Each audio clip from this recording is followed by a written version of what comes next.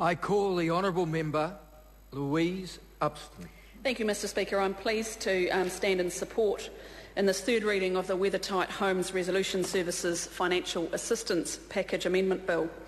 Mr Speaker, this is a bill that will give some people some certainty, and these are very vulnerable people, of which I'm sure every one of us in the House has faced one or many more over the years. It's very important, Mr Speaker, that the government steps up with an assistance package that actually helps people not only rebuild their homes, but more importantly to rebuild their lives. And I think this is another example of the government getting on and getting the job done. That's what people want. They want some certainty. And there's been other speakers in the House today, Mr Speaker, who have referred to this as a disaster.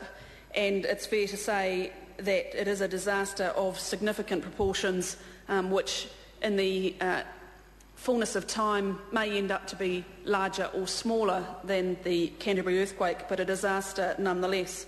And I am pleased that the Speaker before me chose to take an optimistic view, and not one that I'm interested in taking in terms of apportioning blame, but actually looking forward to the future and looking at this as a good solution, one where the government shares the responsibility, 25% of the cost, 25% with local government, and I think that's a fair and equitable solution in terms of how we're able to go forward and to make sure that people are able to rebuild their homes.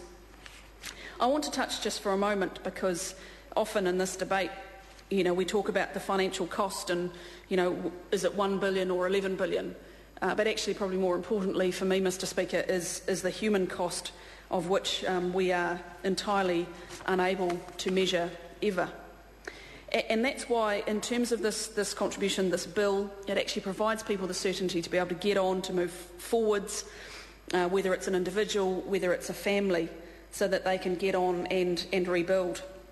So yes, there is a time frame, and other speakers before me have talked about the fact that this drawing of a line will have an impact on some.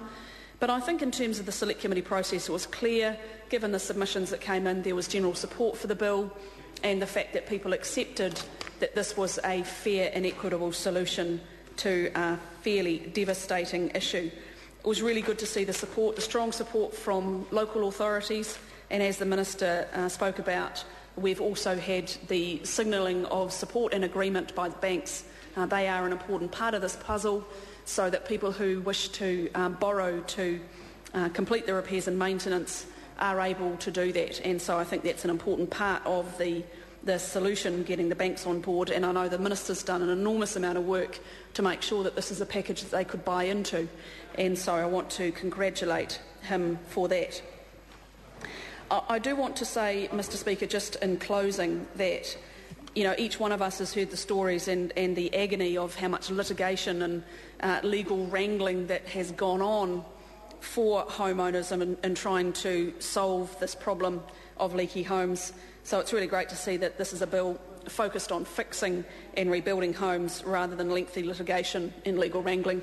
That's why, Mr Speaker, I'm proud to support this bill. The question is that the motion be agreed to. Those of that opinion will please say aye. Aye. Contrary, no. The ayes have it. Homes Resolution Services Financial Assistance Package Amendment Bill, third reading. Call on Government Order of the Day.